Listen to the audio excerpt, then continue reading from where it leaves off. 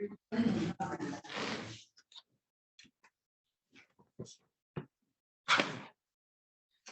प्रदेश भोज मुक्त विश्वविद्यालय के centre for internal quality assurance caeca द्वारा आयोजित इस 5 दिवसीय आभासीय राष्ट्रीय कार्यशाला, जिसका विषय है quality accreditation with NAAC and institutional preparedness, आप सभी का हार्दिक स्वागत है। हम सभी उत्साही प्रतिभागियों का पुनः पुनः हार्दिक स्वागत करते हैं। आज हमारे इस सेशन में ओपन फोरम एवं वैलिडिटी सेशन दोनों एक के बाद एक होंगे और हमारे दोनों ही सेशंस में सभी पूर्ववत विषय विशेषज्ञ ऑनलाइन जुड़े रहेंगे। सीका की टीम के द्वारा हम सभी सम्माननीय सब्जेक्ट एक्सपर्ट्स का पुनः अभिवादन एवं स्वागत करते हैं। इस कार्यक्रम में हमारे माननीय कुलपति महोदय प्रोफेसर जयंत सोनवलकर सर भी उपस्थित हैं, वे जुड़े हुए हैं। इसके साथ ही हम उनका भी हार्दिक अभिनंदन और स्वागत करते हैं। अत्यंत हर्ष का विषय है कि आज हमारे साथ नैक के assistant advisor doctor Shyam Singh Inda sir भी जुड़े हैं। हम उनका भी विश्वविद्यालय परिवार की ओर से हार्दिक अभिनंदन एवं स्वागत करते हैं। अब मैं ओपन फोरम के आगे की कार्यवाही के लिए अपनी सहयोगी डॉक्टर स्मिता राजन मैडम को आमंत्रित करती हूँ कि वे कार्यवाही को आगे बढ़ाएं। धन्यवाद। धन्यवाद madam. A warm welcome and a very good afternoon to all the experts and all the participants on this last day of the workshop. This is the open forum. शनिवार की इस दोपहर को आप सबका बहुत बहुत अभिनंदन और बहुत बहुत स्वागत है इस ओपन फोरम में। I can see, मैं देख पा रही हूँ लगभग हमारे कई पार्टिसिपेंट्स जुड़ गए हैं और हमारे सभी सब्जेक्ट एक्सपर्ट्स जुड़ गए हैं और इस बात की हमें बहुत प्रसन्नता है कि हमारे साथ नैक बेंगलुरु से भी हमारे विशेषज्ञ जुड़े हुए हैं और हमारे माननीय कुलपति जी ने भी इस ओपन फोरम के लिए समय निकाला है। इस ओपन फोरम में मैं आप सबका हृदय तल की गहराइयों से सीका टीम की तरफ से आप सभी का बहुत बहुत स्वागत करते हुए अब मैं माननीय कुलपति महोदय से इस ओपन फोरम के आरंभ करने की अनुमति चाहती हूँ। Thank you. किसी ने खूब लिखा है, प्रश्न गढ़ो, प्रश्न गढ़ो, प्रश्न पूछो, उत्तर ना मिले फिर भी पूछो, प्रश्न पूछो, प्रश्न पूछते रहो।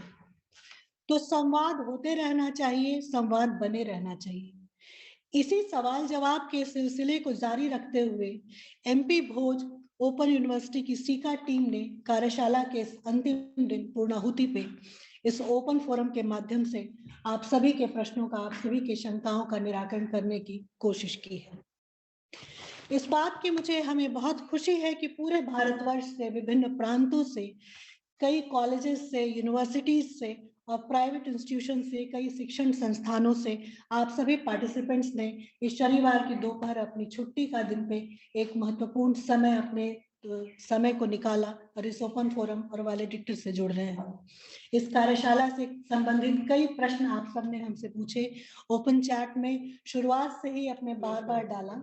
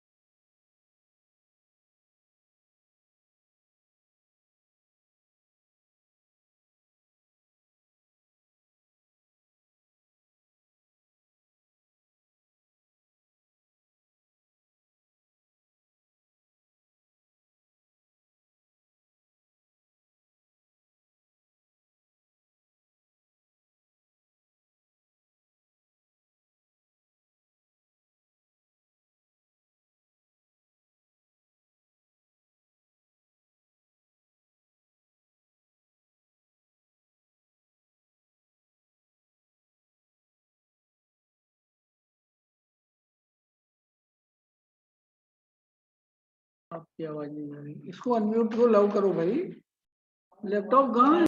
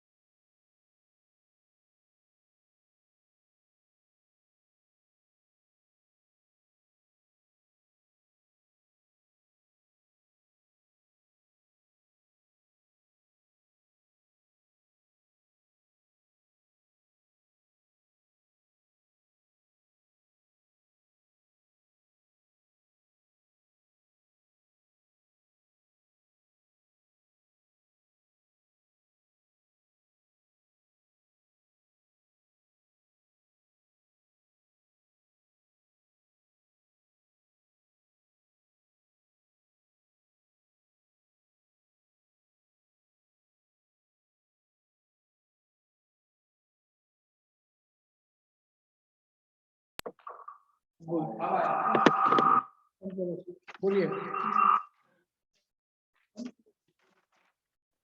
तो इस ओपन फोरम में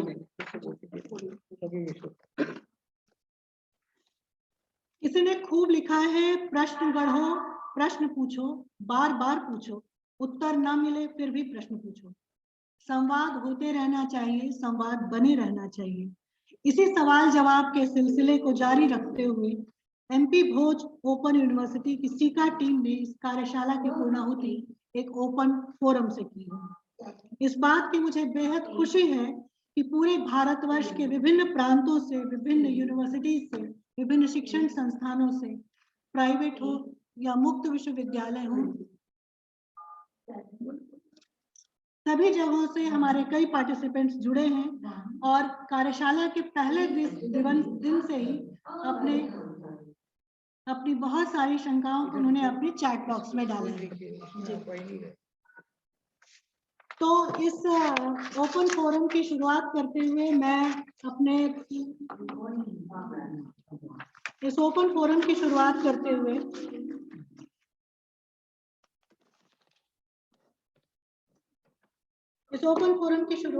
हुए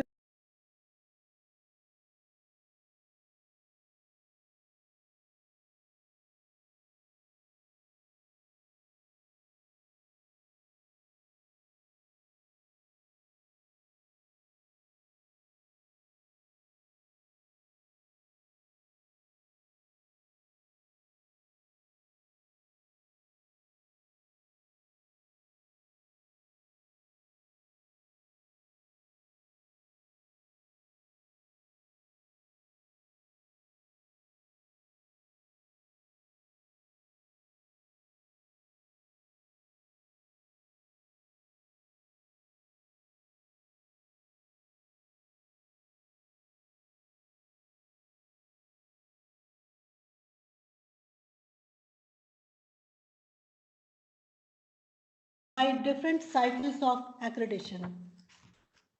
Accreditation के अलग अलग साइकिल से क्या अर्थ है?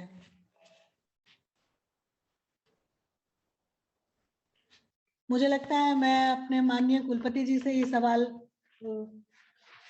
सर आप अगर हमारे विषय विशेषज्ञ नहीं जुड़ पा रहे हैं तो काइंडली आप इनको बता दें। Sarna ji, I am there, but there was lot of disturbance in the bandwidth connection. I am not able to hear कि आप क्या पूछ रहे थे. Can you repeat the question? Yes, sir. Yes, sir. Sir, this is the question from you. नमस्कार sir. Inda sir. इंदा sir नमस्कार sir. मैं ये ओपन फोरम में मैं आपके लिए सवाल पढ़ रही हूँ. What is meant by different cycles of accreditation? Thank you, Sadhna ji.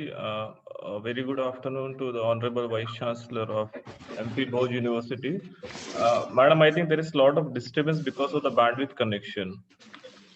So I will take this liberty from the participants and the Vice Chancellor also if there is some sort of disturbance due to the bandwidth. So different cycle of accreditation का मतलब ये है कि आप जब पहली बार NAAC को apply करते हैं तो फर्स्ट टाइम जब आप एक्रेडिटेशन हो जाता है तब आप साइकिल 1 एक्रेडिटेशन इंस्टीट्यूट कहते हैं हम लोग. सब्सिक्वेंट का मतलब है कि एक बार आपका जब एक्रेडिटेशन हो गया तो आप जब सेकेंड टाइम आते हैं साइकिल 2, साइकिल 3 या साइकिल 4, उसका हम लोग बोलते हैं साइकिल ऑफ एक्रेडिटेशन। तो इसलिए सब्सिक्वेंट साइकिल का मतलब है साइकिल 2, साइकिल 3, साइकिल 4 इंस्टीट्यूशंस।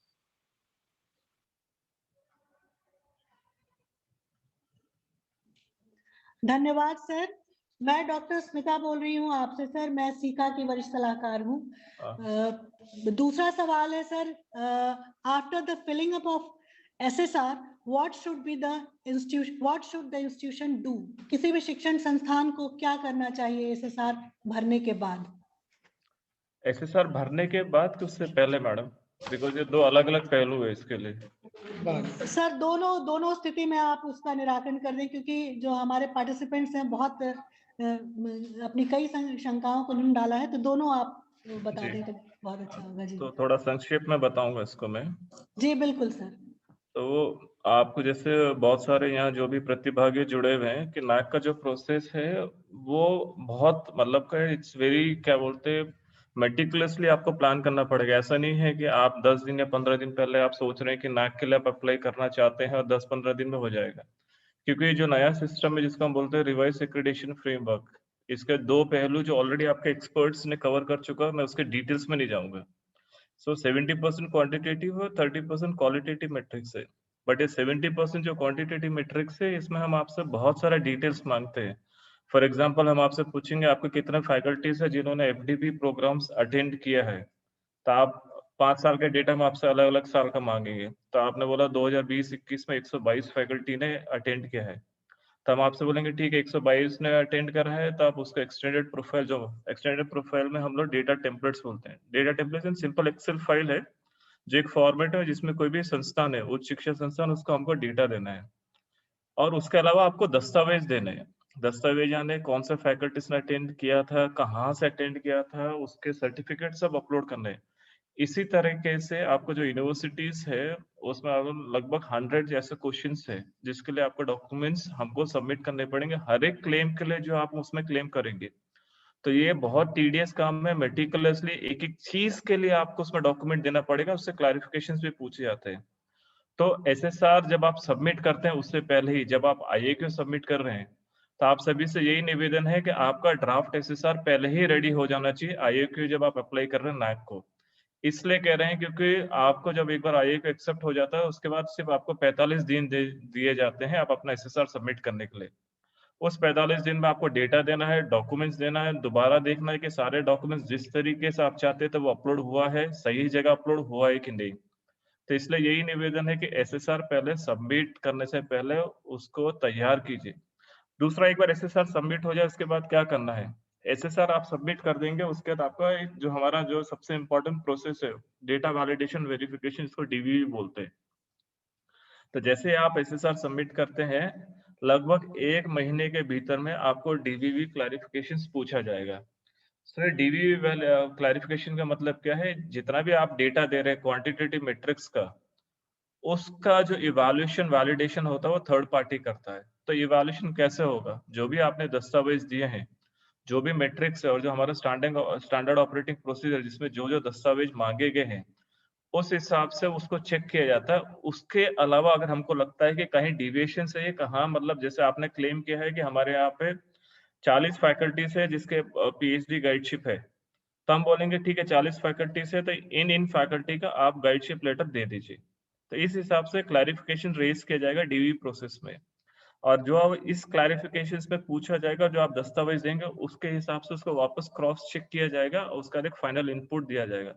मैं इसलिए इसको बार बार दोहरा रहा हूँ कि जो भी आप डॉक्यूमेंट्स देंगे वो मैट्रिक्स के हिसाब से आपको देना है, स्टैंडर्ड ऑपरेटिंग प्रोसीजर को फॉलो करना है।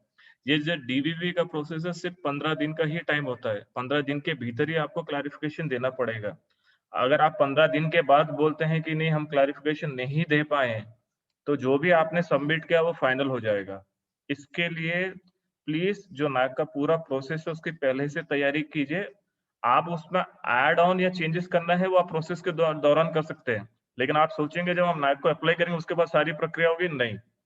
आपका ये जब DVV प्रोसेस ओवर हो जाएगा उसका प्री क्वालिफिकेशन बोलते हैं। प्री क्वालिफिकेशन मतलब है जो भी क्वांटिटेटिव मैट्रिक्स में आपने डेटा सबमिट किया है उसमें अगर आपने मिनिमम 25% अगर स्कोर करेंगे तो आप प्री क्वालिफाई हो जाएंगे, जैसे हमारे एग्जाम्स में मार्क्स होता है पास होने का। इसका ये मतलब है आप आगे का जो स्टेप है पीए टीम प्रोसेस, उसके लिए आप एलिजिबल हो गए। तो जैसे ही प्री क्वालिफाई हो जाएंगे 15 दिन के भीतर में आपको सेकंड लेवल एसएसआर पेमेंट करना है।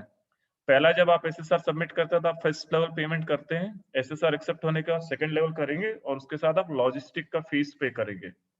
ये जब आप करते हैं उसी दौरान पोर्टल में ये सारा का सारा जो भी संचार होगा ये पोर्टल के माध्यम से ही होता है, फेस टू फेस कुछ नहीं होता इसमें। तो आपको वहां पे विजिट के 3 डेट्स देने पड़ेंगे जब आपकी संस्था वो विजिट कराना चाहती है। लेकिन उसमें एक और प्रावधान है, जब आप प्री क्वालिफाई हो चुके हैं उसके 3 महीने के भीतर ही आपका विजिट हो जाना चाहिए और ग्रेड जो भी आपका डिक्लेरेशन हो जाना चाहिए। तो उसी हिसाब से आपको डेट्स देने होंगे और डेट्स देने के बाद आपको निकटतम जो भी होटल है आपके संस्था के बाद उसका डिटेल्स देना होगा। उसके बाद नेक्स्ट स्टेप है जो आपका पीए टीम प्रोसेस होगा। मे बी इसके अलावा जो भी बाकी प्रोसेस में भी काफी क्वेश्चंस होंगे। Smita ji, over to you.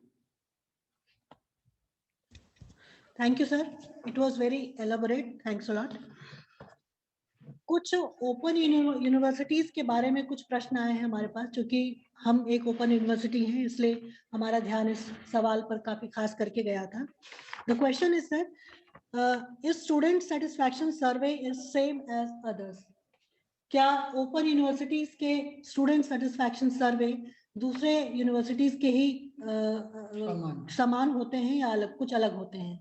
नहीं, उसके प्रोसेस में कुछ डिफरेंस नहीं है, उसी के लिए है, बस सवाल आप देखेंगे तो थोड़ा सा चेंजेस है, बाकी जो उसका प्रोसेस है प्रोसेस में कोई भी अंतर नहीं है। जो नॉर्मल यूनिवर्सिटी का जो प्रोसेस है उसी हिसाब से आपका ये प्रोसेस किया जाता है। आई थिंक प्रोसेस तो आप लोग को पता ही होगा जितने भी हैं यहाँ पर, कि you want me to go into the process also. Smita ji, you want me to go into the process जाना चाहते हैं? सर हम प्रोसेस जाना चाहते हैं, तो ब्रीफली थोड़ा सा आप गाइडेंस दे दें प्लीज। तो मैं आपको प्रोसेस बताता हूँ। जैसे आपका इंस्टीट्यूशन जब आप एसएसआर सबमिट करते हैं तो एसएसआर सबमिट करने के बाद आपका data validation verification process start हो जाता है। तो ये जो ट्रिपल एस है, ये ट्रिपल एस डीवीवी के पैरेलली स्टार्ट हो जाता है। पैरेलली का मतलब क्या हो गया, जैसे आपने एसएसआर सबमिट किया आपका जो भी एसएसआर हो डेटा वैलिडेशन पार्टनर के पास गया, बट उसके साथ साथ ये ट्रिपल एस का प्रोसेस स्टार्ट हो जाता है। तो आपका जो डीबीवी है वो बहुत इंपॉर्टेंट पैरामीटर है प्री क्वालिफिकेशन के लिए, लेकिन जो ट्रिपल एस का जो आपका स्कोर होगा वो प्री क्वालिफिकेशन में नहीं गिना जाता है। जो फाइनल आपका ग्रेड डिक्लेरेशन होगा उसमें बहुत इंपॉर्टेंट है ये जब आपका पीए टीम विजिट हो जाएगा, आपका क्वांटिटेटिव मैट्रिक्स का स्कोर हो जाएगा और आपका ट्रिपल एस का स्कोर होगा, ये तीनों का मिला के आपका फाइनल ग्रेड डिक्लेरेशन होता है। तो ट्रिपल एस के प्रोसेस में आपसे जो सवाल पूछे गए 21 सवाल है उसमें, तो 20 आपके जो है वो ऑब्जेक्टिव है, तो 21 से सब्जेक्टिव है। तो ये जो 20 ऑब्जेक्टिव सवाल है ये आपको लिकट 5 पॉइंट स्केल पे इवैल्यूएट किया जाता है 0 to 5। और जो लास्ट 21वां सवाल, तो जो सबसे ज्यादा उत्तर जो रिपीट होते हैं उसको उसमें क्लब करके 21वां का जवाब होता है, जिसको पीए टीम विजिट में वैलिडेट किया जाता है। अब दूसरा इंपॉर्टेंट है ट्रिपल एस जब आपका स्टार्ट होता है तो आप लोग जब एसएसआर सबमिट करते हैं तो उसमें आपको मिनिमम 50% स्टूडेंट्स का डिटेल्स अपलोड करना बहुत जरूरी है। आप जब तक ट्रिपल एस में डेटा अपलोड नहीं कर पाएंगे आप एसएसआर सबमिट नहीं कर सकते हैं। लेकिन उसमें एक और प्रावधान है कि आप कोई भी नाम तो मतलब हाल के को काफी नेम सेम होते हैं, पर ईमेल आईडी और मोबाइल नंबर रिपीट नहीं हो सकते। अगर ईमेल आईडी और मोबाइल नंबर अगर रिपीट हुए तो सिस्टम उसको ऑटोमेटिकली बाहर निकाल देगा। और अगर आप मिनिमम 50% अपलोड नहीं कर पाते ट्रिपल एस का डेटा तो आपका ट्रिपल एस इनिशिएट ही नहीं होगा और एसएसआर सबमिट नहीं होगा। तो मिनिमम 50% डेटा आपको सबमिट करना है ट्रिपल एस के लिए। आप जब ये मिनिमम 50% अपलोड करते हो उसके बाद ही आपका सर्वे स्टार्ट होगा। लेकिन हम आपसे गुजारिश है मिनिमम 50% पे मत रहिए, जितना ज्यादा डेटा हो सके उतना अपलोड कीजिए, चाहे तो 100% अपलोड कीजिए। क्योंकि जब ट्रिपल एस स्टार्ट होगा तो इनिशियली सिस्टम क्या करेगा, सिर्फ 30% स्टूडेंट्स, आपने सपोज 1000 बच्चों का डिटेल्स हमको अपलोड किया है तो उसमें से इनिशियली सिर्फ 300 बच्चों को ही लिंक जाएगा, जो सिस्टम सिलेक्ट करेगा रैंडमली।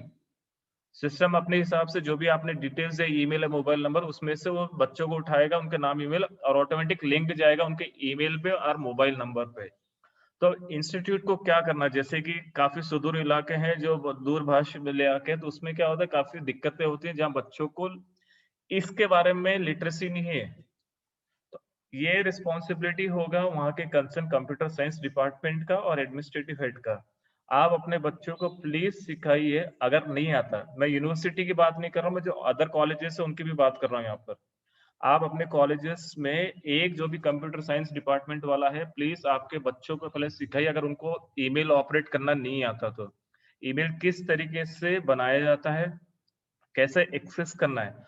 उसके अलावा जैसे एमपी की बात करूं तो वहां पे हिंदी मतलब बोली जाती है, तो इंग्लिश में काफी डिफिकल्टी होगी। तो आप हमारे वेबसाइट में जाइए, तो ये जो स्टूडेंट सेटिस्फेक्शन सर्वे है ये 2 लैंग्वेज में, इंग्लिश और हिंदी। आप हिंदी का भी खुद उपयोग कर सकते हैं, उसका लिंक बनाइए, अपने बच्चों को भेजिए। ये ट्रिपल स्टार्ट होने से पहले आप अपने हिसाब से पहले उसका सवाल बना दीजिए और बच्चों को भेजिए, उनके ईमेल आईडी पर मोबाइल पे लिंक भेजिए। उससे आपको ये आइडिया आ जाएगा बच्चे एक्सेस कर पा रहे हैं ईमेल आईडी और नहीं, और उनको सिखाइए किस तरीके से जवाब दिया जाता है सवालों का, क्योंकि सबमिट करना बहुत इंपॉर्टेंट है। ये चीजें अगर आपने कर ली तो आपके बच्चे उसको रिप्लाई कर सकते हैं। मिनिमम 10% और 500 इतना मिनिमम है यूनिवर्सिटी के लिए ट्रिपल एस को कंप्लीट करने के लिए। 10% या 500 नहीं हुआ तो आपका ट्रिपल एस कंप्लीट नहीं होगा। या तो 10% रीच हो जाइए या 500। कॉलेजेस के लिए 10% और 100 जो भी इसमें से पहले आता है। अगर आप 10% पहुंच गए तो आपका कंप्लीट हो गया, या आप 500 पहुंच गए तो कंप्लीट हो गया। लेकिन 10% या 500 के नीचे रहे तो आपका ट्रिपल एस कंप्लीट नहीं होगा और एक हाई वेटेज मैट्रिक्स में आपको 0 स्कोर होगा। Over to you Smita ji. Thank you for your guidance sir. हमारे जो सब्जेक्ट एक्सपर्ट्स हैं हमने उनको को होस्ट बनाया हुआ है। अगर डॉक्टर प्रज्ञेश अग्रवाल सर सुन रहे हैं तो उनके लिए एक क्वेश्चन है। डॉक्टर मुकेश सोनी ने अपने चैट बॉक्स में डाला है, which type of courses are considered as value added courses? Doctor Pragnesh Agrawal sir, क्या आप सुन पा रहे हैं? नेक्स्ट एक्सपर्ट से पूछ लो। सर हमारे प्रज्ञेश अग्रवाल सर अगर नहीं सुन पा रहे हैं या जिसमें ज्वाइन नहीं है तो कृपया नैक से इंदा जी हमारे सवाल का जवाब देंगे। सर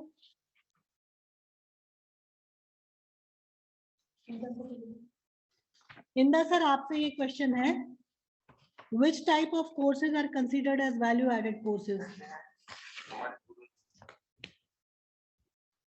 डिस्कनेक्ट आ गए। हेलो, आवाज नहीं आई उनको, फिर से बोलो। Which type of courses are considered as value added courses? हमने अपने सभी एक्सपर्ट्स को co-host बनाया है। अगर I am sorry, I was muted. जी sir ji.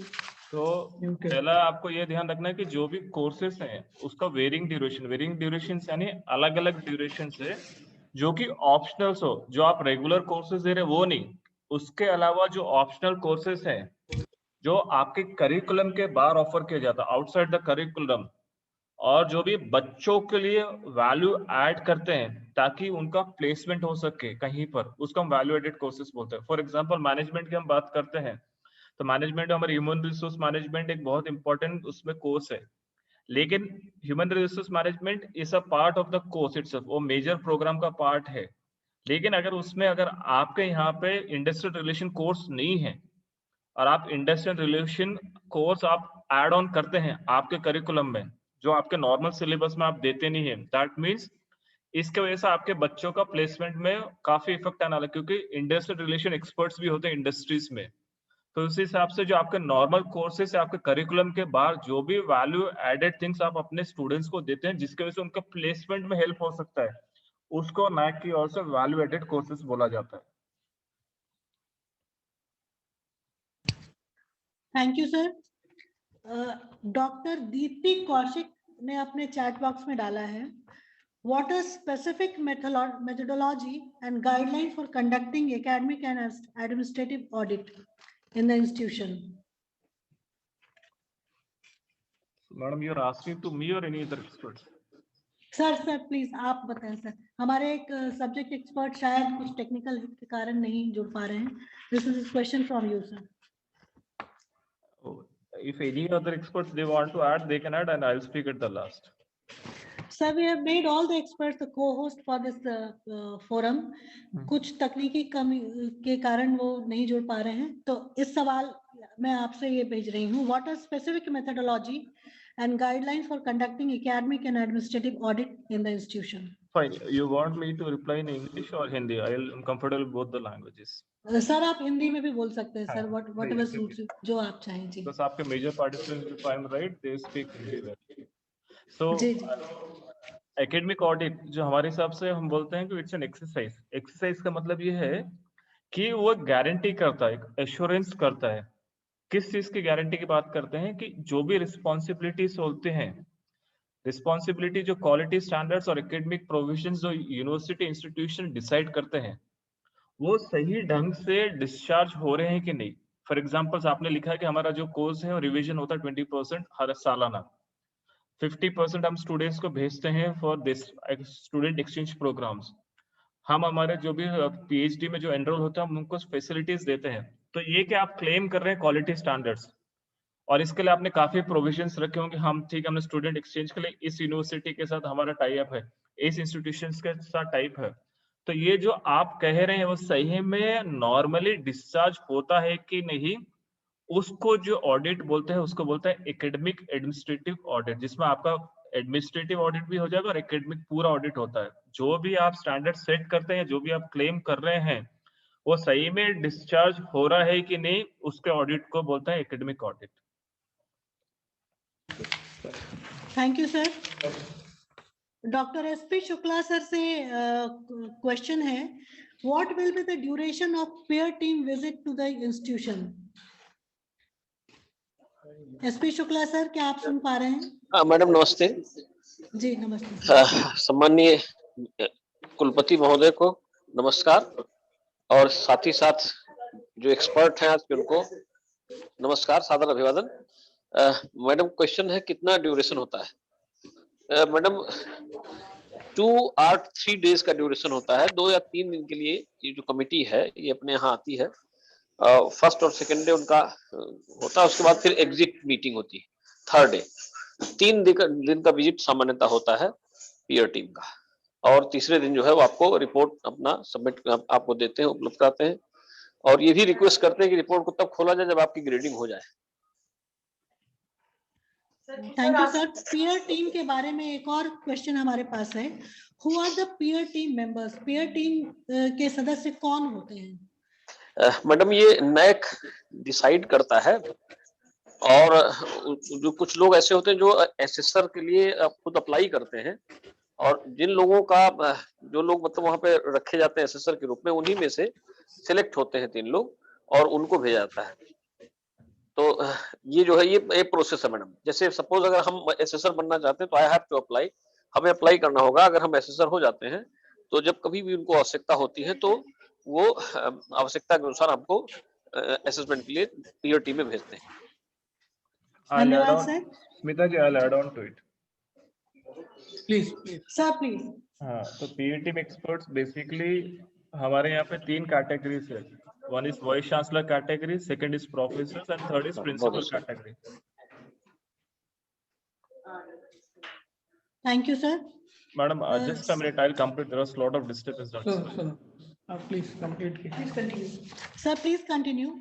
Participants, this is please genuine request. Please mute yourself. It creates lot of disturbance. तो जो 3 कैटेगरी है, वाइस चांसलर, प्रोफेसर्स और प्रिंसिपल्स, तो depending on the type of the institution ये जो categories में से पीईटी मेंबर्स को सिलेक्ट किया जाता है. फॉर एग्जांपल अगर कॉलेज होंगे, एक सिंपल एफिलिएटेड कॉलेज होगा तो उसमें एक वाइस चांसलर होगा, एक प्रोफेसर होंगे और एक प्रिंसिपल होंगे. एक ऑटोनोमस कॉलेज होगा तो उसमें वाइस चांसलर, प्रोफेसर होंगे, लेकिन principal from an autonomous college ही जाएंगे उसमें. सेम अगर आपका व्हाट इज प्रोफेशनल कोर्सेस है, जैसे कि इंजीनियरिंग कॉलेज या मैनेजमेंट का है, 1 वाइस चांसलर एंड 2 प्रोफेसर्स. तो कॉलेजेस के लिए it is 3 members, but university का depending on the size and the strength it can be 5 to 7 members. So basically all this हमारे जो भी पीईटी मेंबर्स है, they are academicians of well repute. They belong to the institutions of national importance, state and central universities. And जैसे कि sir ने बोला, we do provide training, but the experts that fit into our categories, उनको हम लोग उसमें लेते हैं पीईटी मेंबर्स में। Over to you Smita ji. Thank you sir. Sir DVV process के बारे में कुछ सवाल हमारे पास आए हैं। डॉक्टर इंदा, मैं आपसे दो सवाल डीवीवी प्रोसेस के बारे में हैं। Please explain the process of DVV. DVV की पूरी प्रक्रिया के बारे में किसी ने पूछा है सर। जी, ये ऑलरेडी मैंने स्टार्टिंग में जब एसएसआर सबमिट करे तब बताया, मैं दोबारा उसको रिट्रेट कर देता हूँ। तो डीवीवी का सिंपल अर्थ है कि डेटा वैलिडेशन वेरिफिकेशन, जो एक थर्ड पार्टी करता है। नैक आपका डेटा वैलिडेशन वेरिफिकेशन नहीं करता, it's a third party. Third party मतलब डेटा किसका वैलिडेशन होता है? जो आपके क्वांटिटेटिव मैट्रिक्स है, जो 70% क्वांटिटेटिव मैट्रिक्स है, जिसमें आप दस्तावेज दे रहे हैं, टेम्पलेट्स भर के दे रहे हैं, उसका वैलिडेशन होता है। तो वैलिडेशन कैसा होगा? वैलिडेशन इसमें क्या होगा, जो भी हमारे जो मैट्रिक्स है जो ऑलरेडी मैनुअल्स में है, उसके सामने हमने एक स्टैंडर्ड ऑपरेटिंग प्रोसीजर रखा है। स्टैंडर्ड ऑपरेटिंग प्रोसीजर हर एक मैट्रिक्स में क्या क्या दस्तावेज देना चाहिए इंस्टीट्यूट को, क्या क्या चीजें अवॉइड करना है, हर एक मैट्रिक्स के लिए लिखा गया है। तो उसके हिसाब से जो थर्ड पार्टी है, आप जो क्लेम कर रहे हैं, आपको डॉक्यूमेंट्स जो दिया है आपने, उनको पहले वेरीफाई करेगा। वेरीफाई करने के बाद अगर उनको लगता है कि यहाँ पे कहीं पर डिविएशन से कुछ क्लैरिफिकेशन पूछना जाना चाहिए, तो क्लैरिफिकेशन पूछेंगे। आपने इतना क्लेम किया, लेकिन आपके डॉक्यूमेंट के हिसाब से यहाँ पर डॉक्यूमेंट के हिसाब से नंबर कुछ और आ रहा है, तो आप इसको क्लैरिफाई कीजिए। तो इस हिसाब से एक पूरा प्रोसेस होता है। फिर जब क्लैरिफिकेशन रेज किया जाता है, 15 दिन के भीतर में इंस्टीट्यूशन को उसका जवाब देना है। फिर जो इंस्टीट्यूशन जवाब देगा, जो दस्तावेज वो वापस अपलोड करेंगे, उसको रीवेरीफाई होगा, रीवैलिडेट होगा। उसके बाद फाइनल इनपुट दिया जाता है। फाइनल इनपुट का मतलब है उस मैट्रिक्स में क्या स्कोर आ रहा है, और जो स्कोर आप लोग यहाँ पे स्कोर करेंगे, उसको एक बेंचमार्क है, स्टैंडर्ड बेंचमार्क रखा हर एक मैट्रिक्स का, उसके सामने उसको क्रॉस चेक किया जाएगा और एक फाइनल स्कोर अराइव आएगा, जो आपको फाइनल जब ग्रेड डिक्लेरेशन होगा हर एक मैट्रिक्स का और क्राइटेरिया वाइज आपको पूरा का पूरा डिटेल्स दिया जाता है। तो in short, data validation verification is a third party process. Thank you sir. DVV के बारे में एक और प्रश्न था कि ओपन यूनिवर्सिटीज के डीवीवी क्लैरिफिकेशन के लिए कितने दिन चाहिए? सेम है How madam, many 15 days are days. required? It's 15 days for everyone. सबका सेम है। जी जी, ओके। ओपन यूनिवर्सिटीज के लिए एक और प्रश्न है sir. Is pre qualification criteria same as that of others? क्या ओपन यूनिवर्सिटीज और दूसरे यूनिवर्सिटीज की प्री क्वालिफिकेशन क्राइटेरिया Yeah, समान है? pre-qualification it's similar, 25% minimum.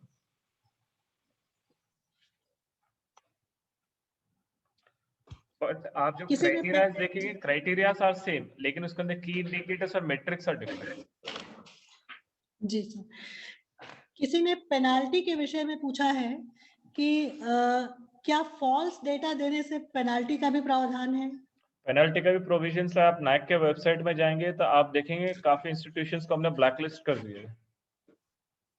तो जहां जहां डेटा फर्जिंग हुए, जहां पे फॉल्स डेटा है, हम अपने वेबसाइट में होस्ट करते हैं कि इंस्टीट्यूशन को हमने डिबार्ड कर दिया नाइक प्रोसेस में, और वो इंस्टीट्यूशन को भी होस्ट करना पड़ता है अपने वेबसाइट में कि नाइक ने उनको नाइक के प्रोसेस से डिबार्ड कर दिया है। धन्यवाद सर।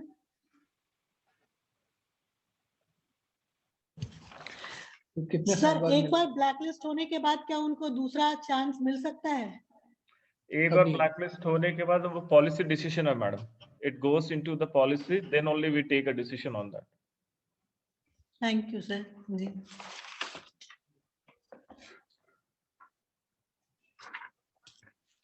डॉक्टर नरेंद्र चौटलिया जी हैं क्या हमारे इस प्लेटफॉर्म पर? डॉक्टर नरेंद्र चौटलिया जी जुड़े हुए दिख रहे हैं, लेकिन क्या आप सुन पा रहे हैं सर? हमने आपको को होस्ट बनाया है। नहीं, आप तो एक्सपर्ट तो सभी हैं सर। बोल क्यों नहीं रहे? हाँ जी मैडम। हाँ, जी सर। नमस्कार सर। सोपर नमस्कार फोरम में मैडम। आपका स्वागत है जी। Thank you. कुछ तकनीकी ग्लिच हो रहा था सर, उसके कारण हम सुन नहीं पा रहे थे आपको। आपके लिए जो सवाल है सर वो how many best practices should an institution report NAAC? NAAC को अपने इंस्टीट्यूशन कितने मिनिमम कितनी बेस्ट प्रैक्टिसेस के बारे में बताना चाहिए? ये सवाल बहुत क्लियर नहीं लग रहा है, लेकिन आप सर इस पे हाँ, कुछ रोशनी हाँ। डाल सकते हैं। जी मैडम, क्वेश्चन थोड़ा क्लियर करेंगे मैडम। सर ये पूछ रहे हैं कि how many best practices should Okay. An institution report to the NAC? Best practices की जो बात कर रहे हैं ना मैडम, वो तो संख्या पूछ रहे हैं सर आप, कुछ बेस्ट प्रैक्टिस, जो बेस्ट प्रैक्टिसेस जो फीजिबल, प्रैक्टिकली फीजिबल है, उसके बारे में कुछ आप प्रकाश डाल दीजिए। मैडम मैं 2 मिनट के बाद बताऊं, तब तक के लिए दूसरे एक्सपर्ट ले ले, है ना? रास्ते में हूँ मैं, रास्ते में हूँ, है ना? ओके रास्ते सर, में हूँ। Please take your time. जी हाँ। जी। Smita ji, we asked for 2 best practices. Okay sir ji, thank you so much sir. Good afternoon, Dr. Inda. Dr. Sadhana here. Yeah, namaskar, madam. Namaskar. Sir, one more question is there. Someone has asked, if college building is under construction and will complete in near 2 months, so can we mention it in SSR for infrastructural criteria? Yes, madam. It's not mandatory कि institution जो है उसका खुद का building होना चाहिए. But Okay, sir. उसका एक बहुत important parameter है, जब हम infrastructure के related questions पूछते हैं, जहाँ पे हम values पूछा जाता है. So आपका अगर building बन रहा है तो उस पर आपका cost augmentation तो हो ही रहा है, तो आप वो claim कर सकते हैं SSR में. Okay, sir. Thank you. Thank you sir. Open university के बारे में किसी ने पूछा है सर कि how the interactions with students, alumni and parents are made. How interaction, हम स्टूडेंट्स, एलुमनाई एंड पेरेंट्स के साथ किस तरह से इंटरेक्शंस बनाएं? नहीं, PE team visit की बात कर रहे हैं मैडम आप from NAC side, is it pertaining to that? Sir नहीं, ये जो interaction whether it is pertaining to PE team visit? जी सर, पीयर टीम विजिट के बारे में। हाँ, PE team visit का जैसे आपने देखा है कि अभी जो कोरोना का जो काल गया है, मतलब ऑलमोस्ट गया ही है अभी। फॉर एग्जांपल उस टाइम पे तो नॉर्मली काफी जगह हम लोगों ने विजिट्स नहीं करा था, लेकिन जो PE team visit एक्चुअली होता है तो we request institution, what we did in COVID that हमने उनसे ये रिक्वेस्ट किया था कि आप जितने भी स्टैंडर्ड प्रोटोकॉल्स हमने दिए हैं उसको फॉलो कीजिए, आपके स्टेट गवर्नमेंट्स के प्रोटोकॉल्स को फॉलो कीजिए, और जितने कम हो सके उतने बच्चों को और पेरेंट्स को बुलाइए जिनका वैक्सीनेशन हो चुका है। सो ये जो इंटरेक्शन होगा basically this will be face to face only, not online interaction. उसके लिए फेस टू फेस इंटरेक्शन होना जरूरी है, लेकिन जो उस टाइम पे ग्राउंड रियलिटी है और जो सिचुएशन इंस्टीट्यूशन को, उसके हिसाब से आप जितने कम चाहे बच्चों को भी बुला सकते हैं, but it will be face to face interaction only. Thank you so much sir. Doctor Tiwari जुड़े हुए हैं क्या? हमारे एक्सपर्ट डॉक्टर तिवारी जुड़े हुए हैं क्या? मैं प्रतिभागियों से रिक्वेस्ट करती हूँ, अगर किसी को कुछ पूछना है तो आप कृपया चैट बॉक्स में हैंड रेज करके अपने सवाल डाल सकते हैं। सवाल तो है।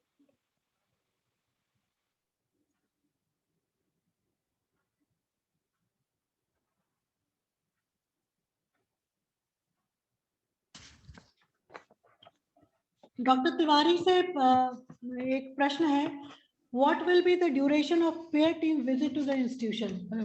अच्छा हो चुका है sir, I am sorry sir, ये क्वेश्चन रिपीट हो गया है। Can NAC make a public disclosure of the accreditation status of the institution? Already there is a public disclosure. आप NAC के वेबसाइट पे जाइए, NAC के वेबसाइट में जब आप ओपन करते हैं अप्लाई ऑनलाइन का टैब है, उसके एकदम एक्सट्रीम में राइट में नीचे जाइए, वहाँ एक्रेडिटेशन वाला टैब है, वहाँ पे क्लिक कीजिए, एक्रेडिटेशन स्टेटस और ग्रेड हर एक इंस्टीट्यूशन का नाम डालिए, उसका डिटेल्स डालिए, आपको आ जाएगा पूरा डिटेल्स।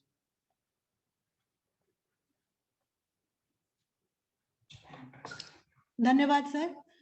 मैं पार्टिसिपेंट्स को इनवाइट करती हूँ, कृपया हैंड रेज करके अपने सवाल पूछें। यह एक बहुत हर्ष का विषय है, यह बल्कि एक बहुत बड़ी अपॉर्चुनिटी है कि हमारे पास NAC के विशेषज्ञ मौजूद हैं हमारे तमाम शंकाओं का निराकरण करने के लिए। तो इसलिए इस प्लेटफॉर्म को आप, इस अपॉर्चुनिटी का इस्तेमाल करें। आप अपने अपने क्वेश्चंस अपने इंस्टीट्यूशंस की तरफ से, यूनिवर्सिटीज की तरफ से या ओपन यूनिवर्सिटीज की तरफ से NAC को लेकर के जो भी शंका है, जो भी सवाल है, आप पूछ सकते हैं हमारे माध्यम से।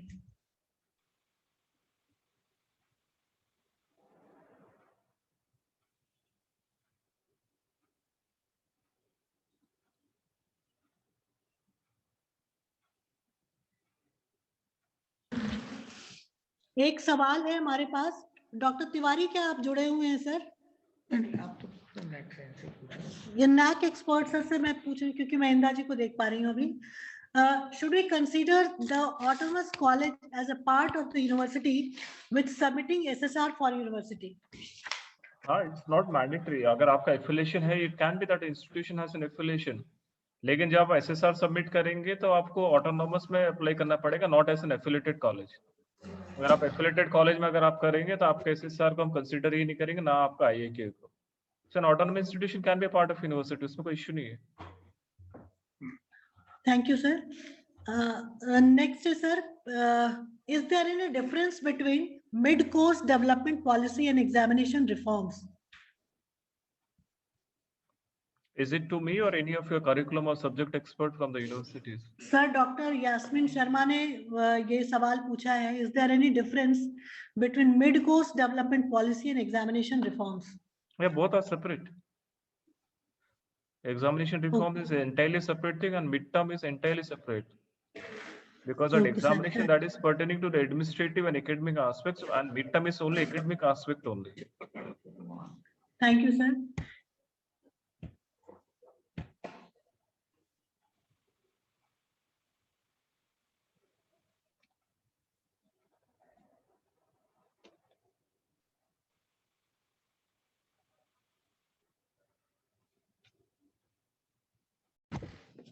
एक सवाल हमारे पास अभी आया है sir, where can we see the AQAR format?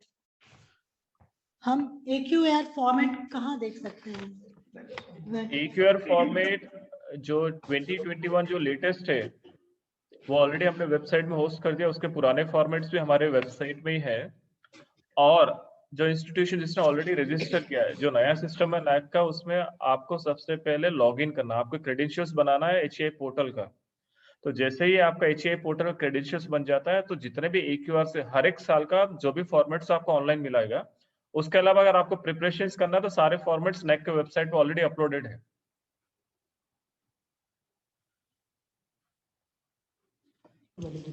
हमारे पास अब जो हमने इन 4-5 दिनों में मैंने आप सबसे सवाल मांगे थे और इकट्ठे किए थे, अब शायद समय किसी ने सारिका शर्मा जी ने हैंड रेज किया है।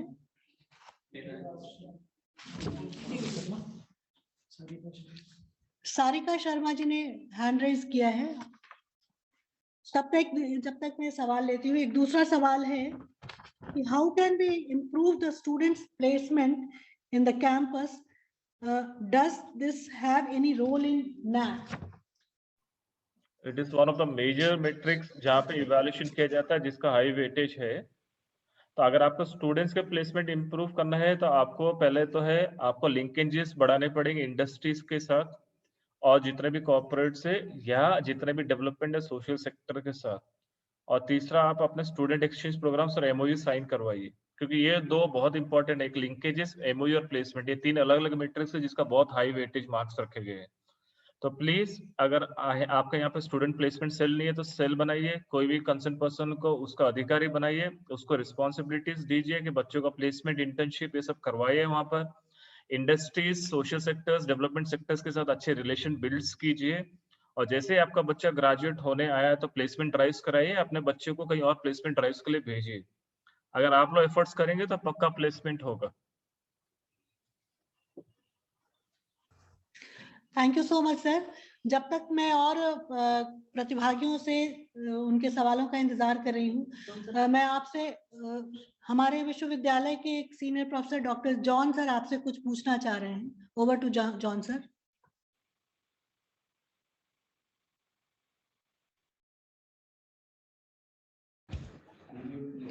जोर से बोलो, आप तो बोलो। ये सर नमस्कार सर, प्रोफेसर जॉन बोल रहा हूँ सर, वर्ल्ड ओपन यूनिवर्सिटी से।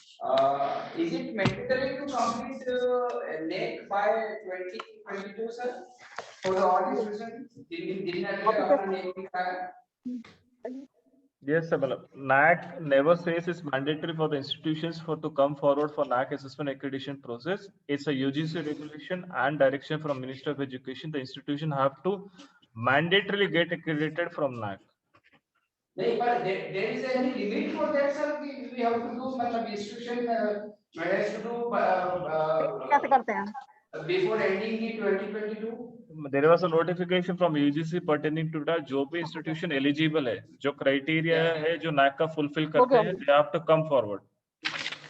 And then this connected question, actually, suppose अगर किसी ने 2022 में नहीं करा होगा, then what will happen? So that depends वो UGC और आपके बीच में है. ठीक है सर. Thank you. सर के बाद क्वेश्चन ब्रीफ कर दो फिर. धन्यवाद सर. वैलिडिटी हो गया अब तो कोई दिक्कत नहीं. ठीक है.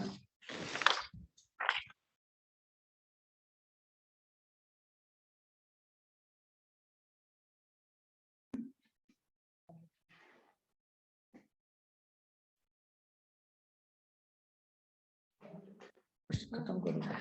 हमारी कोई पार्टिसिपेंट सारिका शर्मा जी कुछ सवाल पूछी हैं. मैडम मैं आपसे आप नहीं जुड़ पा रही हैं, आप अपने सवाल चैट बॉक्स में लिख दें, हम अपने विशेषज्ञ से पूछ करके आपको वो सवाल मेल कर देंगे उसके आंसर्स. मैं डॉक्टर इंदा जी से बहुत सम्मान के साथ उनको मैं बुलाना चाहूंगी कि प्लीज आप अपने कुछ पासिंग कमेंट्स हमें दे दें. You please give us some guidelines for the NAC process, specially for the open university, क्योंकि हमने अभी NAC की तैयारियों से शुरुआत ही करना शुरू करी है. तो कृपया आप अपने कुछ गाइडलाइंस हमें दे दें. मतलब you want guidelines from NAC pertaining to open universities? Yes sir, please. Okay, fine. Just give me a minute, madam.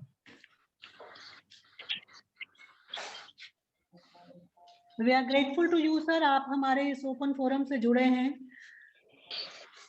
We are highly obliged कि हम आपके गाइडलाइंस मिल रहे हैं for open universities for the entire NAC process. No, ma'am, it's privilege on part of NAC also. We are here to help the institution only. Thank you so much, so kind of you sir. Please go ahead with your comments. So basically, first of all, thanks to MP Bhoj Open University for conducting such a important workshop pertaining to NAC assessment and accreditation process. As everybody knows that nowadays this NAC assessment accreditation process is much talked about pertaining to quality standards and improving the quality of higher education institutions in India. तो जब हम procedure details की जब हम बात करते हैं तो सबसे पहले एक एलिजिबिलिटी क्राइटेरिया है कोई भी इंस्टीट्यूशंस का फुलफिल करता है कि नहीं. तो हमारे NAC की ओर से बहुत साफ साफ लिखा है या तो 6 years ऑफ एग्जिस्टेंस और 2 बैचेस पास आउट. इसमें से जो भी पहले एलिजिबिलिटी क्राइटेरिया आप कर सकते हैं तो आपको अप्लाई कर सकते NAC प्रोसेस के लिए. तो ये सबसे जरूरी है कि 6 साल का या आपका 2 बैच पास आउट हुआ है कि नहीं. सो ओपन यूनिवर्सिटीज और स्पेशली डिस्टेंस एजुकेशन यूनिवर्सिटीज, तो ये एक्चुअली उनका इम्पोर्टेंस पहले बहुत था लेकिन अब और ज्यादा बढ़ गया जब से हमने पैंडेमिक देखा है. इस पैंडेमिक के one of the most helping hand students के लिए या कोई भी सेक्टर था that was online education only. और इस पे ऑलरेडी ओपन यूनिवर्सिटी और डिस्टेंस एजुकेशन पहले से बहुत इंपॉर्टेंट रोल प्ले कर रहे थे, लेकिन अब जाके इतना इंपॉर्टेंस उनका और बढ़ गया है. सो जब ओपन डिस्टेंस लर्निंग की बात करते हैं हम लोग, सो ये जो टीचिंग लर्निंग प्रोसेस है उसका बहुत इंपॉर्टेंट अभी के सिनेरियो में तो बहुत ज्यादा बढ़ गया, पहले भी बहुत इंपॉर्टेंट था. और it was a very important mode for providing higher education to different diverse population. जब आप इंडिया की बात करेंगे तो there is a lot of digital divide. So कई ऐसे सुदूर इलाके हैं जहां पर इंटरनेट नहीं है, इंटरनेट है तो वहां पे उनका एक्सेस नहीं है, एक्सेस है तो इक्विटी नहीं है, इक्विटी नहीं है तो आपके बहुत सारे वहां पे ज्योग्राफिकल डिस्पैरिटीज है जिसकी वजह से बहुत सारे प्रॉब्लम्स हो रहे थे. But thanks to this present government they have taken lot of initiatives. और उनका एक और आपने जब पूछा तो मैं एक और बोला, there is a very important initiatives taken by the what is honourable prime minister Narendra Modi pertaining to this what is digitising India. और उसमें एक बहुत बड़ा योगदान उसमें है भारत नेट प्रोजेक्ट जो BBNL प्रोवाइड करता है. ये गवर्नमेंट का है, वे they provide this optical fibre lands करते हैं जहाँ पे बैंडविड्थ को उसमें देते हैं. So as such, there are 24 state nodal officers who have been given the responsibilities हर एक states को districts में. So जितने यहाँ पे institutions है और open university, we know there is this national knowledge network है, उसका ये part है. अगर आप लोग इसका फायदा उठाना चाहते हैं जो फैसिलिटीज है इसका, please do come forward for this Bharat net project, जिसमें गवर्नमेंट ने काफी अच्छे रेट्स दिए हैं एंड पूरा वो इंस्टॉलेशन बैंडविड्थ जो आपके बच्चों के लिए और आसपास के लिए जो खासकर रिमोट एरिया है उसके लिए बहुत इंपॉर्टेंट है। तो एक और इम्पोर्टेंट है कि आप अगर बात करेंगे तो ये ओडीएल जो है ऑलरेडी पहले ही काफी उसका ग्रोथ हो चुका था, लेकिन जब से कोरोना है तो इसका इम्पोर्टेंस और बढ़ गया है। और 2017 का जो यूजीसी का नोटिफिकेशन है 23 जून का, उसमें कि जो भी यूनिवर्सिटी है तो ओडीएल को मतलब प्रोग्राम्स उस मोड में अगर ऑफर कर रही है तो उनको मैंडेटरी असेसमेंट एक्रीडिटेशन प्रोसेस जो है इंस्टीट्यूशन का 2012 यूजीसी का जो मैंडेटरी हो वो उनको फॉलो करना है और NAAC के प्रोसेस के लिए उनको अप्लाई करना बहुत जरूरी है। तो इसी के मद्देनजर रखते हुए NAAC ने मैनुअल डेवलप किया था जो हम बोलते हैं ओपन यूनिवर्सिटीज का। तो इसमें एक और अमेंडमेंट किया गया था जो ओडीएल रेगुलेशन 2017 6 सितंबर 2018 को, जहां पे जो भी इंस्टीट्यूशन से जो ड्यूल मोड में ऑफर कर रहे हैं, ड्यूल मोड यानी जो ऑनलाइन और ऑफलाइन दोनों है, तो उनको एक अंडरटेकिंग देना है कि वो लोग NAAC का जो स्कोर है minimum 3.26 on a 4 point scale अपना जो एकेडमिक ईयर है जुलाई 2019 या 20 से पहले वो अप्रूवल ले लेंगे ओडीएल का, NAAC प्रोसेस के लिए आ जाएंगे। लेकिन इस बीच में कोरोना के वजह से भी फिर काफी जो है उसमें हम लोगों ने एक्सटेंशंस दिए थे जिसमें शॉर्ट क्लोज नोटिस करके जो NAAC के वेबसाइट में दिया गया है, तो प्लीज वो नोटिफिकेशंस को भी आप देख लीजिएगा। तो ये जो स्टेक होल्डर्स का पर्सपेक्टिव था उसके बाद हमने ओडीएल का करा था। तो ओपन यूनिवर्सिटी की जब हम बात करते हैं, open university they are single mode यानी वो सारा का सारा जो भी प्रोग्राम्स है वो ऑफलाइन नहीं करते हैं। वो open university they offer the entire academic programmes through this open distance learning mode only, जैसे कि डिग्री का अवार्ड, डिप्लोमा या सर्टिफिकेट्स का है। तो और ये जो open university they been established by the act of state और सेंट्रल लेजिस्लेचर।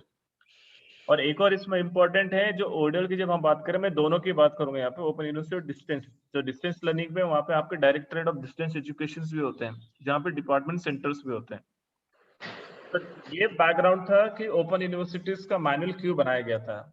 ओपन यूनिवर्सिटीज का हम देखेंगे तो उसमें 7 क्राइटेरिया है। फर्स्ट क्राइटेरिया है करिकुलर एस्पेक्ट्स, दूसरा टीचिंग लर्निंग, तीसरा रिसर्च है, चौथा इंफ्रास्ट्रक्चर लर्निंग रिसोर्स, पांचवा लर्नर सपोर्ट प्रोग्राम है, छठा governance leadership management, institution values and best practices. तो ये ऑलरेडी आपको पता है कि ये जो 7 क्राइटेरिया है ये एक मानदंड है जिसके बेसिस पे हम लोग इवैल्यूएशन करते हैं। और ये जो क्राइटेरिया जो मैं बात कर रहा हूँ उसको फिर की इंडिकेटर्स में डिवाइड किया जाता है। की इंडिकेटर्स फॉर एग्जांपल अगर हम लोग जो थर्ड क्राइटेरिया रिसर्च की बात करते हैं तो उसमें की इंडिकेटर्स है promotion of research facilities, resource mobilisation, innovation ecosystem, research publications, consultancy, extension activities, collaboration. तो इस की इंडिकेटर्स के अंदर हम लोग पूछते हैं मैट्रिक्स यानी जो सवाल है। तो बेसिकली इंस्टीट्यूशंस को क्राइटेरिया में की इंडिकेटर्स और मैट्रिक्स। तो ये बेसिकली 3 वेरी इंपॉर्टेंट चीज है जिसके बेसिस पे इवैल्यूएशन किया जाता है कोई भी इंस्टीट्यूशन का, whether it's an open university, distance, health science and other। अगर आप NAAC के वेबसाइट में जाके देखेंगे कि इंडिया का जो हायर एजुकेशन सिस्टम इतना डाइवर्सिफाइड है, it's not possible to have a one single manual that suits to all institution। तो इसके लिए depending on the complexity and what is says जो उनका एक्सपर्ट एरिया है उसके हिसाब से मैनुअल्स डेवलप किए गए हैं। अगर आप देखेंगे ओपन यूनिवर्सिटीज के जो की इंडिकेटर्स अगर आप देखेंगे तो 32 की इंडिकेटर्स है। और सबसे इंपॉर्टेंट है, मैं तब से बोला था, क्वांटिटेटिव मैट्रिक्स और क्वालिटेटिव मैट्रिक्स। टोटल 130 मैट्रिक्स है जिसमें 90 है वो आपका क्वांटिटेटिव मैट्रिक्स है और जो 40 है वो आपके क्वालिटेटिव मैट्रिक्स है। तो ये इसके हिसाब से आपका जो वेटेज का है वो डिस्ट्रीब्यूशन किया गया है। तो जो क्राइटेरिया 1 है उसका डिस्ट्रीब्यूशन है 150, क्राइटेरिया 2 है उसका 250, क्राइटेरिया 3 है उसका 200, क्राइटेरिया 4 है उसका 100, क्राइटेरिया 5 का 100, क्राइटेरिया जो आपका 6 है उसका 100 और क्राइटेरिया 7 उसका 100। तो टोटल है 1000। तो ये 1000 है। तो इसके ऊपर आपका क्या बोलते हैं टोटल इवैल्यूएशन किया जाता है और आप इसमें से जो स्कोर करते हैं उसको 4 पॉइंट स्केल पे बेंचमार्क पे मैप किया जाएगा और एक फाइनल स्कोर होगा। तो क्या होगा इसमें बेसिकली 2 मिक्सचर है, क्वांटिटेटिव जो डेटा वैलिडेशन वेरिफिकेशन पार्टनर करेगा वैलिडेट, और क्वालिटेटिव मैट्रिक्स है जो कि पीएटी मेंबर्स करेंगे। तो बेसिकली ये प्रोसीजर आप लोग को पता है, पहला आईएक्यू अप्लाई करना, आईएक्यू एक्सेप्ट होने के बाद एसएसआर, एसएसआर के बाद डीवीवी, डीवीवी के बाद पीए टीम के बाद फाइनल जो आपका ग्रेड डिक्लेरेशन होता है। लेकिन इसमें आपको एक इंपॉर्टेंट चीज है कि हर एक जो प्रोसेस है उसका एक टाइमलाइन है, वो टाइमलाइन को फॉलो करना बहुत ज्यादा जरूरी है।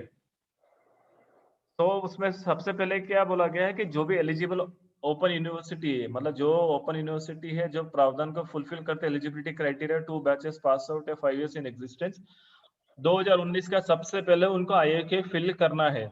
और एक बार जब आप आईएक्यू फिल करेंगे तो उसका क्लैरिफिकेशन रेज किया जाएगा, और क्लैरिफिकेशन रेज करने के बेसिस पे जो भी जवाब देगा उच्च शिक्षा संस्था, उसके बेसिस पे या तो उसको एक्सेप्ट या रिजेक्ट किया जाएगा।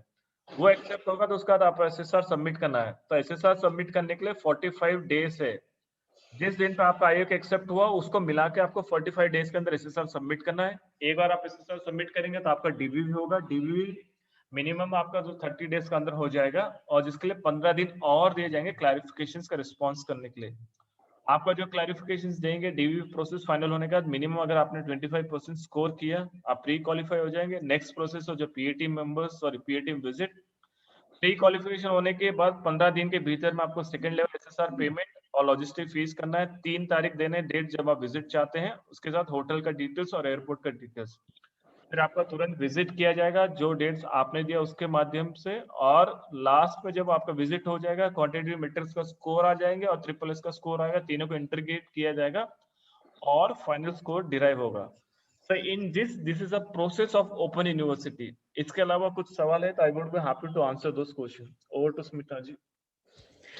Thank you so much sir. मुझे लगता है हमारे पास ओपन यूनिवर्सिटी के नैक की प्रक्रिया के लिए इतने सारे सवाल हैं कि मुझे लगता है एक हमें अलग से कार्यशाला आपके गाइडलाइन आपके साथ करनी होगी sir. Thank you so much for being there. Our heartfelt thanks and gratitude on behalf of the entire SICA team of Bhoj University for delivering such an insightful lecture, especially for open universities. So, स्वर्गीय प्रधानमंत्री doctor Atal Bihari Vajpayee ji ने अपनी कविता यक्ष प्रश्न में कुछ लाइनें उद्धृत की थी कि यदि कुछ प्रश्न अनुत्तरित भी रह गए हों, यदि कुछ प्रश्न अनुत्तरित भी रह गए हों तो इसमें बुराई क्या है?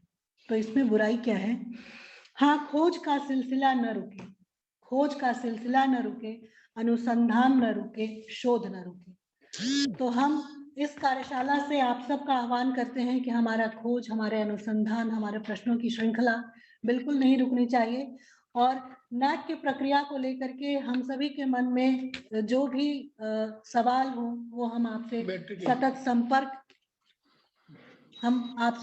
सतत संपर्क साधते रहें।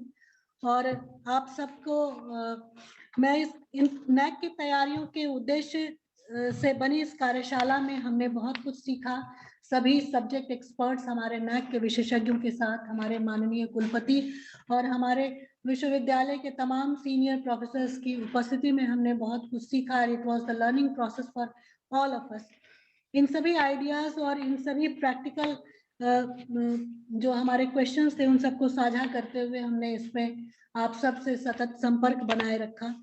आशा है कि हम जो हमने सीखा, जो हमने समझा, उसको हम अपने अपने इंस्टीट्यूशंस में, अपने संस्थाओं में लागू करेंगे और प्रक्रिया में ग्रेडिंग में हम हमेशा आगे रहेंगे।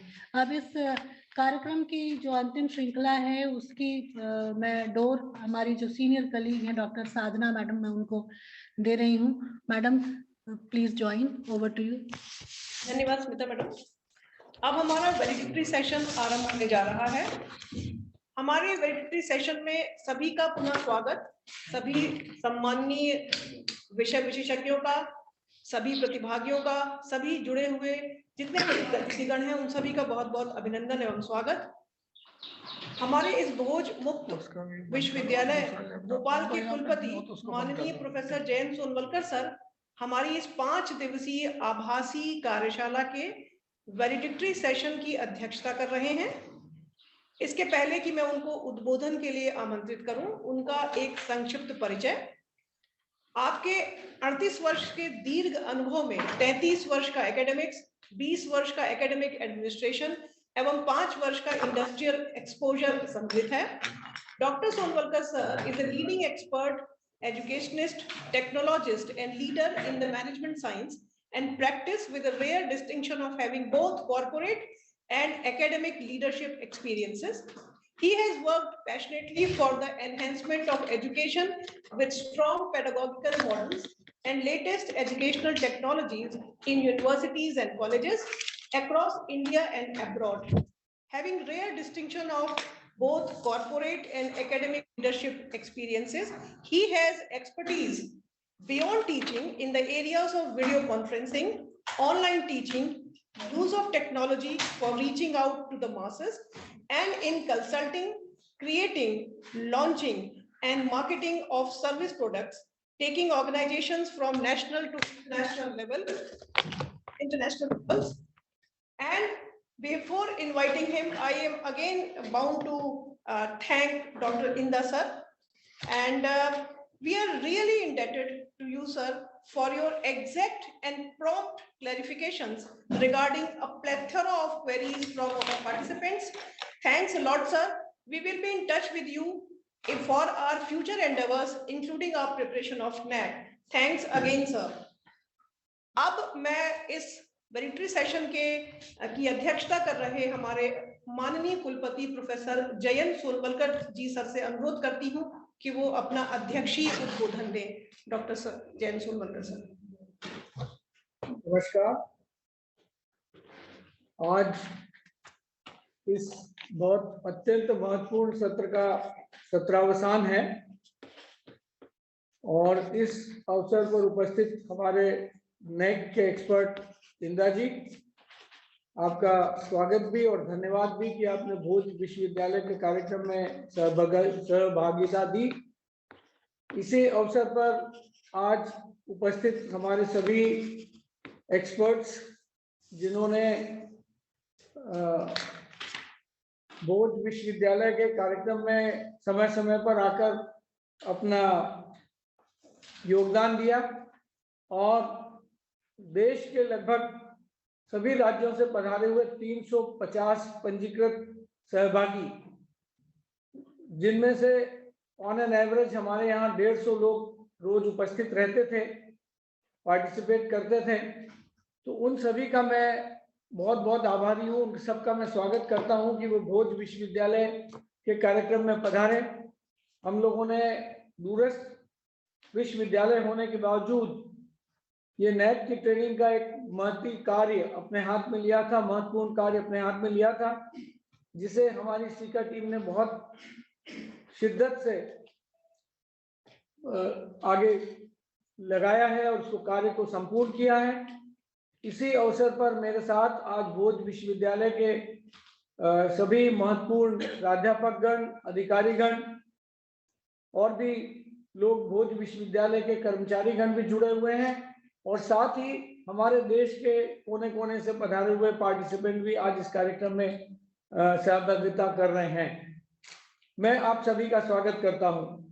मुझे अत्यंत हर्ष है, खुशी है कि 8 मार्च से जो 10:30 बजे हम लोगों ने कार्यक्रम शुरू किया था वो आज समापन की ओर आ गया है और इसमें आप लोगों ने रोज 2 सत्रों में 11 से 1 बजे तक और 3 से 5 बजे तक ये सत्र, तकनीकी सत्रों में आपने पार्टिसिपेट किया और इसके बारे में बहुत सी जानकारियां, नेक के बारे में बहुत सी जानकारियां प्राप्त की। जैसा कि अभी आपको पूर्व के सेशन में बताया गया, हमारे नेक के एक्सपर्ट इंदा जी जुड़े हुए थे और उन्होंने बताया कि रेगुलर कॉलेज के लिए, ऑटोनॉमस कॉलेज के लिए, विश्वविद्यालय के लिए और दूरस्थ विश्वविद्यालय के लिए, मुक्त विश्वविद्यालय के लिए नेक के अलग अलग मैनुअल हैं। अब नेक के मैनुअल तो शायद एग्रीकल्चर कॉलेज के लिए भी आ गए हैं, अब आयुष इंजीनियरिंग कॉलेज के लिए, इसके लिए मेडिकल कॉलेज के लिए भी आ रहे हैं और इस तरह नेक अब अपने हर एक स्पेसिफिक सेक्टर के लिए भी मैनुअल्स बना रहा है। मैं सौभाग्यशाली हूं कि जब नेक का ओपन यूनिवर्सिटीज का अलग से मैनुअल बन रहा था तो मुझे भी उसमें पार्टिसिपेट करने का मौका मिला और मेरा भी उसमें थोड़ा सा कंट्रीब्यूशन था। बाकी हमारे सभी 14 दूरस्थ विश्वविद्यालय के कुलपति भी उसमें थे और इग्नू के कुलपति डॉक्टर नागेश्वर राव भी उसमें साथ में थे। तो आपने इन 5 दिनों में जो ज्ञान प्राप्त किया है the knowledge which you have acquired has immense importance, and that knowledge will go a long way for you to not only prepare for NEC, but also for ultimately get the NEC accreditation or grading for you. Why NEC grading is important for everyone? हमें ये समझना जरूरी है कि हम सब के लिए NEC की ग्रेडिंग लेना क्यों महत्वपूर्ण है। वो इसलिए भी महत्वपूर्ण है कि NEC की ग्रेडिंग लेने से we can compare ourselves with our peers and find out as to where do we stand. मैं अपना भाषण मिक्स अंग्रेजी हिंदी दोनों में इसलिए दे रहा हूँ कि हमारे बहुत से पार्टिसिपेंट नॉर्थ ईस्ट से हैं, बहुत से पार्टिसिपेंट और अन्य राज्यों से हैं जो पूरा हिंदी बहुत अच्छे से नहीं समझते हैं। So therefore, we must understand the importance of having a NEC grading for our institution and also prepare right from today in that direction. Your first cycle may start today or maybe after 6 months or 1 year, but it is your real duty to actually implement the NEC vision. NEC vision is to prepare yourself in comparison to others. And what do we want to do in India at this point in time? Because in the new education policy, we want to implement NEC or the policy in a manner so that we can become global leaders in education. As such, our education system is second largest in the world. But we have been always criticized for having a low quality education system in India. While I must bring to your attention that our school education system is par excellence in the world. All the global universities, whether American, European, or in any country, Australian, New Zealand, or in any other country, all the global universities are full with the Indian students all around the world. That is because our school education system is par excellence, and the kind of teaching we have in mathematics and logic is unparalleled in the world at this point of time. But somehow our higher education system has been paralyzed for many years, and this is our humble attempt through the new education policy to bring this higher education system to the global, not only to the global standards, but also to make it really international leader. And that we can do by so many types of activities which we can perform, not only in India, but also in times to come in global arena. We in India are striving to make our higher education system at the international level, and NAC is one of the starting point for this purpose. आज जब हम लोग विश्व के पटल पर जाने का प्रयास कर रहे हैं और विश्व में अपने आप को स्थापित करने का प्रयास कर रहे हैं, तो ऐसे में हमारी उच्च शिक्षा की स्थापना भी विश्व में एक नेतृत्व का भाव होना चाहिए, और वहां पर हम लोगों को अपने आप को स्थापित करने के लिए बहुत अधिक प्रयास करने की आवश्यकता है। इस डायरेक्शन में NEC के जो प्रयास हैं वो बहुत महत्वपूर्ण भूमिका निभाते हैं, और वो महत्वपूर्ण भूमिका इसलिए निभाते हैं कि वहां से हमारी शुरुआत होती है, और जब हम NEC के लिए अपने आप को इवैल्यूएट करने का प्रयास करते हैं, जब हम अपने आप को ये जानने का प्रयास करते हैं कि हम दूसरे विश्वविद्यालय या दूसरे महाविद्यालयों की तुलना में कहाँ हैं, तभी हमें पता चलता है कि हमें क्या क्या कमियां हैं और हमें क्या क्या सुधार करने हैं। तो ऐसे प्रयास में उसी प्रयास को गति देने के लिए भोज विश्वविद्यालय की सीका टीम ने ये NEC के ट्रेनिंग प्रोग्राम को ऑर्गेनाइज करने का प्रयास किया। मुझे बहुत खुशी है कि हमने प्रदेश के और प्रदेश के बाहर के विशेषज्ञों को इस फोरम पर लाकर हमारे 350 प्रतिभागियों के लिए यह जानने का अवसर प्रदान किया, एक फोरम देने का प्रयास किया जिसमें वो अपने राष्ट्रीय स्तर के विशेषज्ञों को सुनकर ये ज्ञान प्राप्त कर सकें कि नेक की तैयारी उन्हें कैसे करनी है और उस तैयारी में उनकी क्या भूमिका हो सकती है। यह बात आप सभी के लिए जानना आवश्यक है कि विश्वविद्यालय का प्रत्येक व्यक्ति, चाहे वो कुलपति हो या उस विश्वविद्यालय का दरबान हो, प्रत्येक की भूमिका नेक में होती है। और फिर प्रोफेसरों की भूमिका का तो कहना ही क्या है, क्योंकि सारा शिक्षा का सारा दारोमदार शिक्षकों पर निर्भर करता है। और जब तक शिक्षक इस भूमिका को निभाने के लिए अपने आप को नए सिरे से तैयार नहीं करेंगे, तब तक हम नेक के जो उद्देश्य है उसकी पूर्ति नहीं कर पाएंगे और नई शिक्षा नीति के उद्देश्य की पूर्ति नहीं कर पाएंगे। तो मुझे आशा ही नहीं, पूरा विश्वास है कि हमारे द्वारा प्रायोजित किए गए इस कार्यक्रम में, ऑर्गेनाइज किए गए इस कार्यक्रम में आप सभी ने खुल के सहभागिता की और आप लोगों के सहभागिता करने से ये कार्यक्रम सफल हो सका। और इस सफलता का श्रेय तो सभी को दिया जा सकता है और दिया जाना चाहिए, लेकिन इस कार्यक्रम को करने में जो सीका टीम ने भूमिका निभाई है वो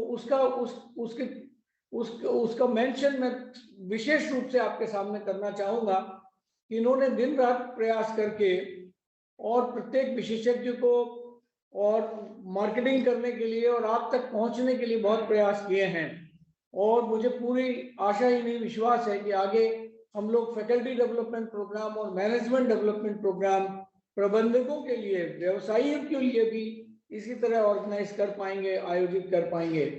तो मैं आप सभी को, सभी पार्टिसिपेंट्स को अपनी ओर से शुभकामनाएं देता हूं और मैं विश्वास करता हूं कि वे एक नए उत्साह के साथ जाकर अपने महाविद्यालय में, अपने विश्वविद्यालय में, अपने शिक्षा संस्थानों में नेक की तैयारी की ज्योति को आगे बढ़ाएंगे और इसको आगे बढ़ाने के साथ साथ नेक के एक्रेडिटेशन लेने में बहुत शीघ्र ही प्रयास करके अपनी महती भूमिका निभाएंगे। इन्हीं शब्दों के साथ मैं अपनी वाणी को यही विराम देता हूं और आप सभी को एक बार पुनः शुभकामनाएं देता हूं। धन्यवाद। जय हिंद, जय Bharat. Thanks a lot, sir, for your such an enlightening and visionary thoughts, which are going to be very useful for all of us, all the participants. Now I invite SICA Director, Madhya Pradesh Bhoj Open University Bhopal, Dr. Sandeep Kulshrestha sir, for proposing a vote of thanks. Dhanyawad, madam. Indeed, it's a matter of pleasure to extend a formal welcome as well as thanks to all the concerned. मैं बात को शुरू करूं उससे पहले सर्वप्रथम हमारे विश्वविद्यालय के मुखिया को मैं धन्यवाद देना चाहता हूं कि यह उनकी दूरदृष्टि थी जिस कारण से ये इस प्रोग्राम को हमने इनिशिएट किया। माननीय कुलपति जी ने नेक की जो भावना है कि जब नेक की टीम आए उससे पहले जो नेक जिस विश्वविद्यालय या जिस संस्थान को विजिट कर रही है उसके प्रत्येक जुड़े हुए कर्मचारी को, छात्रों को, उनके अभिभावकों को, उन सबको नेक के बारे में जानकारी होनी चाहिए। कुछ दिन पूर्व हम लोगों ने, सीका टीम ने विश्वविद्यालय के अधिकारियों के साथ एक अवेयरनेस लेक्चर सीरीज शुरू की थी। उसके बाद ये भी विचार आया क्यों ना हम देश के सभी लोगों को जोड़े। मैं धन्यवाद अर्पित करता हूं माननीय कुलपति जी का, जिन्होंने सीका टीम पे विश्वास किया, कॉन्फिडेंस जताया और सीका टीम ने बहुत मेहनत के साथ काम किया।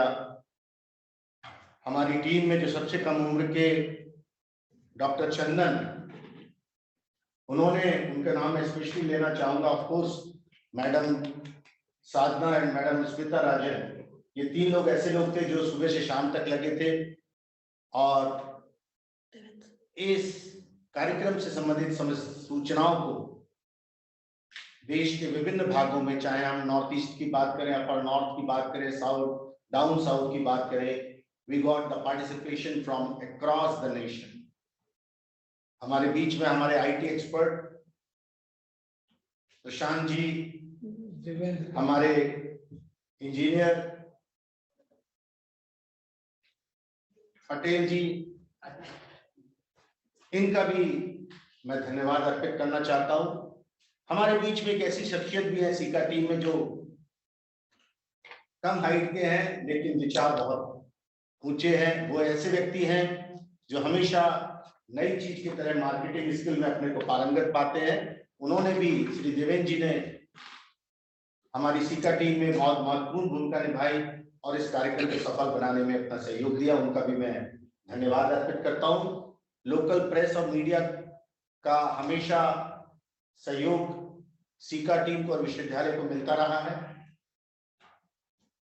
इस विश्वविद्यालय के सीनियर प्रोफेसर, प्रोफेसर झारिया, प्रोफेसर जॉन और बहुत सारे ऐसे प्राध्यापक व कर्मचारी बंधु जो कि अभी भी इस समय भी ऑनलाइन जुड़े हुए हैं, मैं सभी को साधुवाद देता हूं इस कार्यक्रम को सफल बनाने के लिए। एक बार पुनः, वैसे आदरणीय कुलपति जी ने एक्सपर्ट्स को थैंक्स कहा है, लेकिन मेरा यह सौभाग्य है कि मैं भी नेक से जो अधिकारी गण जुड़े हुए हैं, Inda ji, madam Nair, madam Raizada, doctor Agrawal, doctor Shyam Singh ji, ये सभी वो लोग हैं जिनके सहयोग के बिना यह कार्यशाला नहीं हो पाता। एक बार पुनः सभी का सादर धन्यवाद, अभिवादन और इन्हीं शब्दों के साथ अपनी वाणी को विराम देता हूँ। जय हिंद, जय भारत। नमस्कार, सभी का पुनः अभिवादन।